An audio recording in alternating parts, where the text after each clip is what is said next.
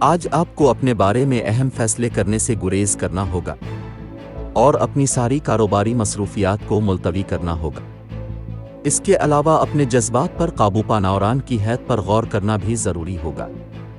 کیوں نکا آپ کے جذبات کی گرمی آپ کو بہت زیادہ متحرک کرنے کا سبب بن سکتی ہے۔ اسی جذبہ کو دوبارہ سے زندہ کر کے اپنے آپ کو دوسروں سے ممتاز کر سکتے ہیں۔ اگر آپ چاہیں تو اپنے خیالوں میں پائی جانے والی اذیت سے بآسانی نجات حاصل کر سکتے ہیں، جبکہ اپنے سنہرے مستقبل کا آغاز موجودہ دستیاب وسائل سے بآسانی کر سکتے ہیں۔ لیکن ایسا کرنے کے لیے آپ کو پھر سے اپنے آپ کو تیار کرنا پڑے گا۔ آج کے دن دوستی اور رشتہ ازدواج کے لیے موزوں افراد برج سنبلہ، باقی تمام برج کے لوگوں سے احتیاط برتیں۔